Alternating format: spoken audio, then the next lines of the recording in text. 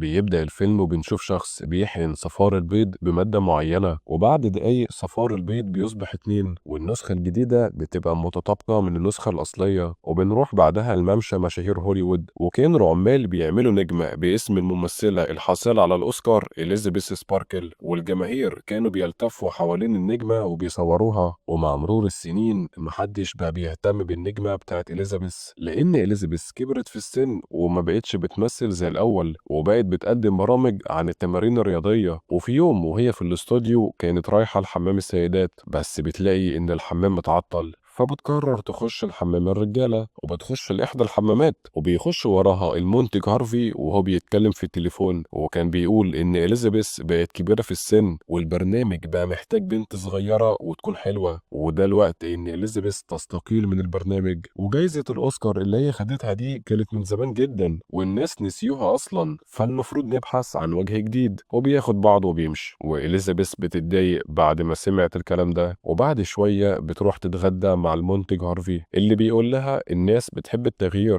وانا كمنتج لازم اقدم للناس اللي هم عايزينه. وبيعرف اليزابيث ان البرنامج خلاص مش محتاجها، وبياخد بعضه وبيمشي. واليزابيث وهي مروحه بتشوف العمال بيشيلوا الصوره بتاعتها من على لوحه الاعلانات، وبتتشتت مع العمال وبتعمل حادثه. وفي المستشفى الدكتور بيعمل لها اشعه لعظمها وهي كانت سليمه وما حصلهاش حاجه، والدكتور بيتعرف عليها وانها النجمه المشهوره. واليزابيث بتعيط لانها خلاص عفى عليها الزمن. وبعد شويه بيجي دكتور شاب وبيفحص ظهر اليزابيث وبيقول لها انت مناسبه لتجربه معينه، واليزابيث مش بتبقى فاهمه هو يقصد ايه. وبعدها بتمشي من المستشفى وبتلاحظ ان في حاجه في جيبها، وبتلاقي فلاشه مكتوب عليها كلمه التركيبه وفي رقم في ظهر الفلاشه. وبالصدفه بتقابل صديق قديم ليها من المدرسه اسمه فريد اللي كان فرحان انه شافها، وبيقول لها انت لسه جميله زي ما انت، وبيطلب منها يبقوا يتقابلوا ويقعدوا في مكان، وبيكتب لها رقمه على ورقه. واليزابيث كانت فرحانه انها شافته، وبعدها بتروح البيت وكانت في قمه الحزن، خصوصا لما جالها بوكيه ورد وكانوا زمايلها بيشكروها على السنين اللي قضوها سوا في الشغل. واليزابيث بتقرر تشغل الفلاشه اللي لقيتها معاها، وبيشتغل اعلان عن ماده بتتحقن في الحمض النووي، والماده دي بتخلي الخلايا تنسخ نفسها لنسخ اخرى، واللي بيحصل انك بتنسخي من نفسك نسخه اخرى، والنسخه الاخرى دي هتبقى نسخه اجمل واصغر، يعني هيبقى في منك اتنين عايشين. بس في شرط مهم، وان يحصل توازن ما بين النسختين، وان كل نسخه تبقى عايشه لمده 7 ايام وبعدين تبدل نفسها مع النسخه التانيه، بمعنى ان لما النسخه الاصليه تبقى عايشه فالنسخه الجديده تبقى فاقده الوعي، ولما النسخه الجديده تبقى صاحيه فالنسخه الاصليه تبقى فاقده الوعي. وخليكوا فاكرين انكم انتوا الاتنين واحد. واليزابيث مش بتقتنع بالكلام ده وبتروح ترمي الفلاشه في الزباله وبتروح تاكل في مطعم، وبتشوف اتنين متجوزين وفرحانين، وكانت متضايقه لانها وحيده، وبتبص في المرايه وبتدرك انها بتعجز، وبترجع البيت وبتفتكر ايام الشهره والنجوميه، وبعدها بتفكر بجديه في التركيبه، وبتقرر تطلع الفلاشه من الزباله وتتصل بالرقم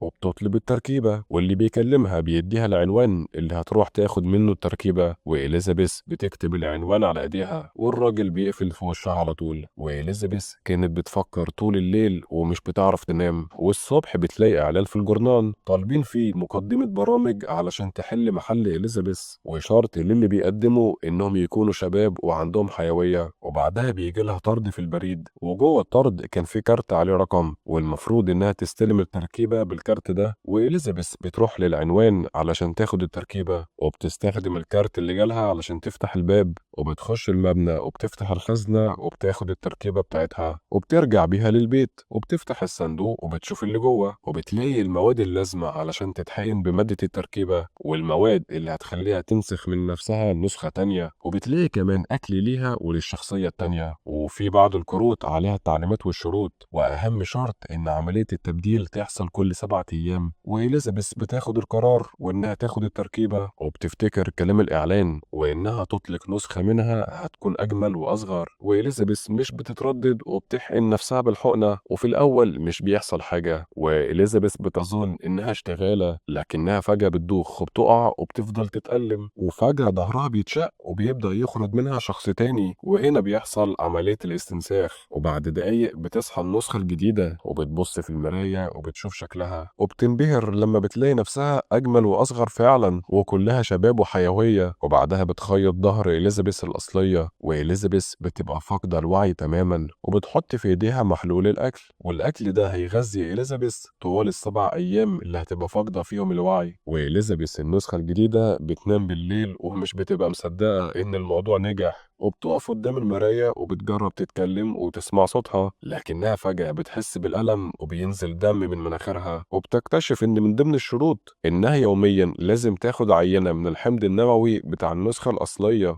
فبتاخد الإبرة وبتدخلها في العمود الفقري وبتسحب الحمض النووي اللي هيكفيها طوال ال7 أيام، وكل ما بتتأخر كانت الدوخة بتزيد، وبمجرد ما بتحقن نفسها بالحمض النووي الدوخة بتروح وبترجع طبيعية، وبتروح تعمل شوية تمارين وبتختبر رشاقتها، وكانت في قمة السعادة بجسمها الجديد. وبعدها بتبص على الإعلان اللي طالبين فيه مقدمة برامج شابة، وإليزابيث مش بتتردد وبتقرر تروح تقدم، وبتعدي تشتري اللبس ده علشان هتستعرض بيه قدام اللجنة. وعلى الجانب الآخر كان في لجنة بتختبر البنات اللي بيقدموا للبرنامج، ولحد دلوقتي ما كانوش لسه لقوا البنت المناسبة. ولما إليزابيث بتخش عليهم هم بينبهروا بجمالها ورشاقتها، وإليزابيث بتسمي نفسها سو، وسو أثرت بشكل كبير على اللجنة وعلى هارفي المنتج، وهارفي بيقرر يختارها هي علشان تحل محل إليزابيث وتبقى هي مقدمة البرنامج، وبيقول لها انت جميلة جدا والناس هتحبك. وسو بتفتكر انها لازم تبدل نفسها مع إليزابيث الأصلية كل 7 أيام، فبتقول لهارفي انا هضطر اسافر كل 7 أيام علشان ارعي والدتي المريضة. وهارفي ما كانش عاجبه الكلام ده وبيقول لها لازم تلاقي حل لوالدتك. وبعدها سو بتخرج للشارع وكل الناس كانوا بيبصوا لها من حلاوتها، وبتبدأ تصور للإعلانات بتاعتها، وتاني يوم بتشوف إعلان كبير في الشارع للبرنامج بتاعها الجديد وبتجهز للبرنامج الجديد. وكل يوم كانت بتاخد عينة الحمض النووي من إليزابيث، وبتعدي الأيام لحد ما ال7 أيام بيخلصوا وبيجي ميعاد التبديل، وبتطلع المواد اللازمة لعملية التبديل وبتوصل مادة التركيبة لجسم إليزابيث. وبعد ما نفذت المطلوب سو بتفقد الوعي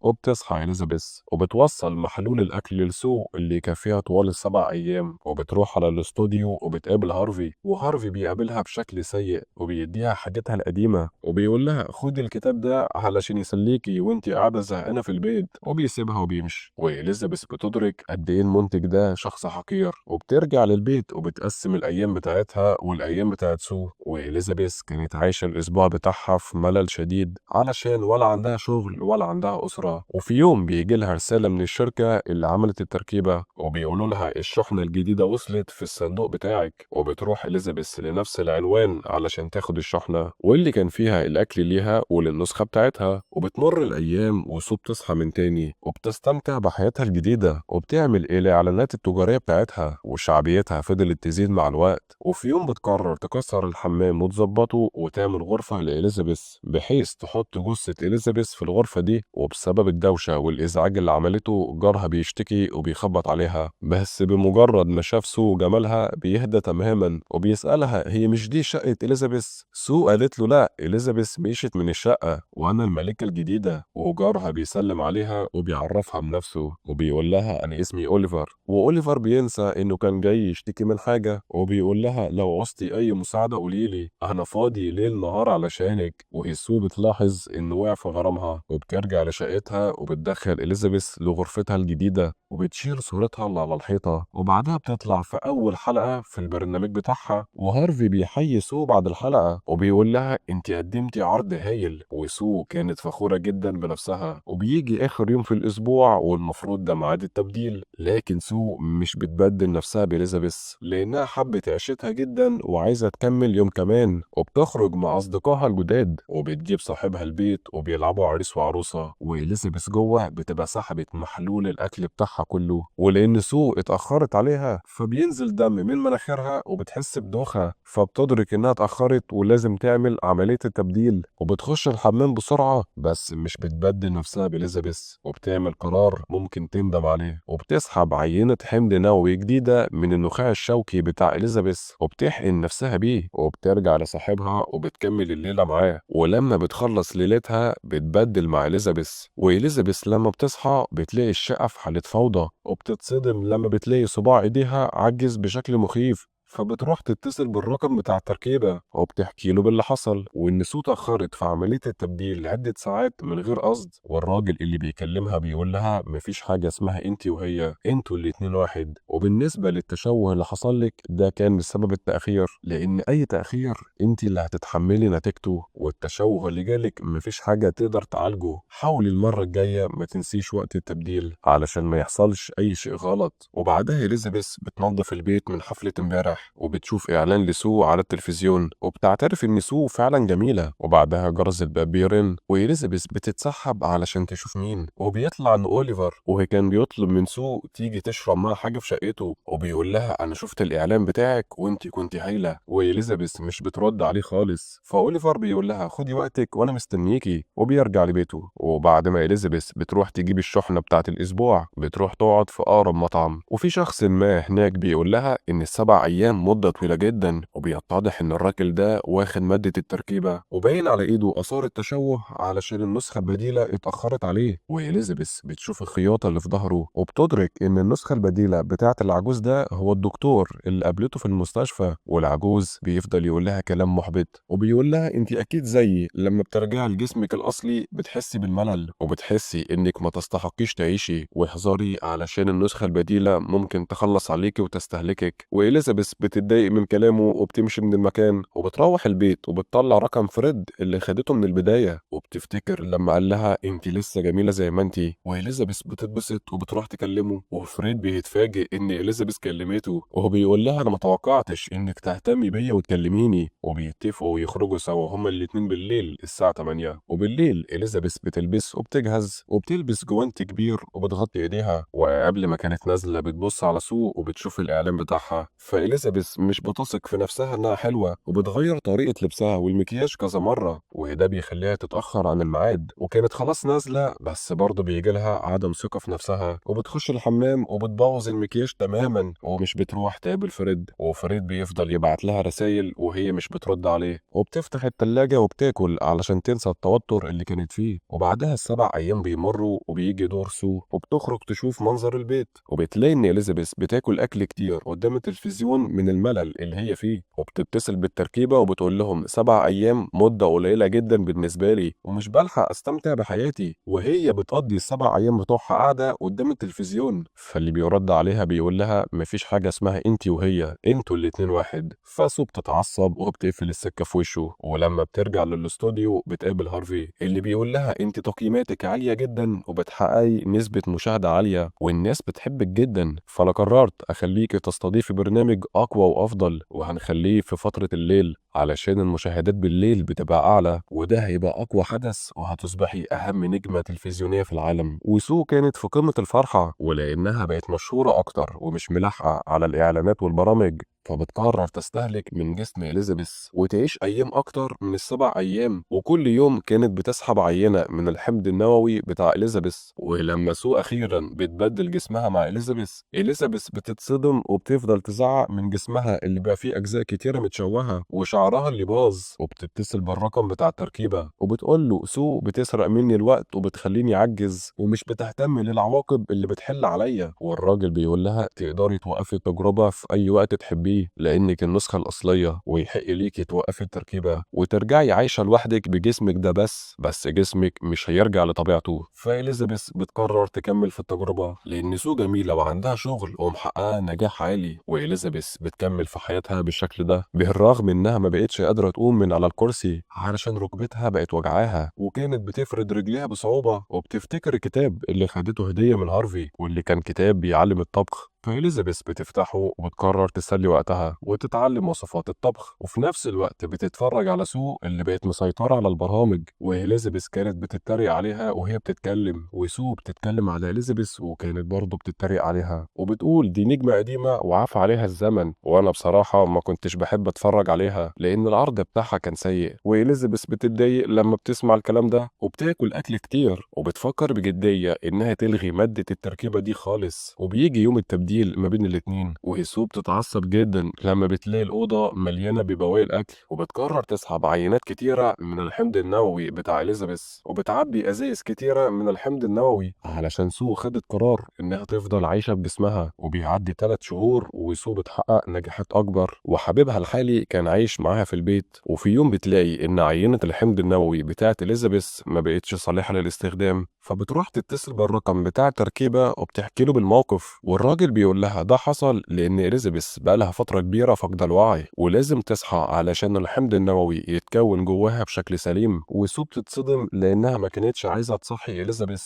لأن سو بكرة عندها برنامج مهم، والراجل بيقول لها لازم تبدلي مع إليزابيث وإلا هتموتي. وفعلا في دم بينزل من سو وبتقع من طولها، فما كانش عندها اختيار تاني وبتزحف على الأرض وبتروح تعمل عملية التبديل مع إليزابيث. وصاحب سو بيسمع أصوات جاية من الحمام فبيروح علشان يشوف في إيه. وفي الوقت ده بتصحى إليزابيث اللي بقى جسمها كله مشوه، وبتروح تقفل باب الحمام بسرعة قبل ما صاحب سو يشوفها، وبتبص في المراية وبتتصدم من بشاعة شكلها، وبتزعق في صاحب سو وبتأمره يخرج، وهو بيخاف ومش بيفهم مين الست اللي بتكلمه، وبياخد بعضه وبيمشي من الخوف. وإليزابيث بتروح تكلم رقم التركيبة وبتبقى خدت قرار نهائي إنها توقف التركيبة، وبترجع صورتها في الصالة وبتنزل تاني يوم علشان تاخد الشحنة اللي فيها المواد اللي هتلغي بيها التركيبة، وبتاخد جثة سو للصالة وبتطلع حقنة الإنهاء. والحقنة دي بمجرد ما تديها لسو هتبقى أنهت حياة سو تماما، وبتديها الحقنة بالفعل بس بتتوقف فجأة قبل ما تخلص الجرعة، وبتتردد في إنهاء حياة سو علشان سو عايشة حياة ناجحة. ولأن إليزابيث عارفة طعم النجاح والشهرة فبتتوقف وبتغير رأيها وبتجيب المواد اللازمة لعملية التبديل، لكن بسبب اختلاط مواد كتير ببعض فسو بتصحى وإليزابيث بتفضل صاحية، والاتنين بيفضلوا باصين لبعض من الصدمة. وسو بتاخد بالها من الحقنة بتاعة إنهاء التجربة فبتفهم إن إليزابيث كانت عايزة تقتلها، فبتتعصب وبتهجم عليها، وإليزابيث بتحاول تهرب منها بس سو بتطاردها ومش بترحمها وبتخبط وشها في إزاز المراية، وبتكررها كذا مرة لحد ما إليزابيث بتموت. وسو مش بتسكت لحد هنا وبتنزل فيها ضرب بقوة علشان تتأكد إنها ماتت. وبالليل بتروح تحضر نفسها للبرنامج بتاعها، بس قبل ما البرنامج يبدأ بتحس إنها مش كويسة وبتروح الحمام وبتتصدم لما في سنة بتقع منها، وبعدها باقي أسنانها بتقع، وبيتضح إن بسبب وفاة النسخة الأصلية فجسم سو بيبدأ في التدهور. وهي سو بتقرر ما تضحكش خالص الليلة دي علشان محدش ياخد باله، ولما بتقابل هارفي بتفضل ساكتة ومش بتتكلم وبتكتفي بالابتسامة. وبعدها كانت عايزة تهرب بسرعة من المكان وبتلاقي إن ضوافرها بتتخلع ودانها بتقع، وبتطلع تجري على البيت وبتلاقي إن جرعة التركيبة لسه فيها شوية، فبتاخد الجرعة على أمل إنها تنسخ نفسها لنسخة أفضل وأجمل. بس اللي بيحصل كان العكس تماما، وسو بتتحول لوحش، وإليزابيث اتولدت من تاني ووشها بقى في ظهر سو. والتشوهات دي حصلت لأن التركيبة المفروض تتاخد مرة واحدة بس، وسو بتفتكر إنها عندها برنامج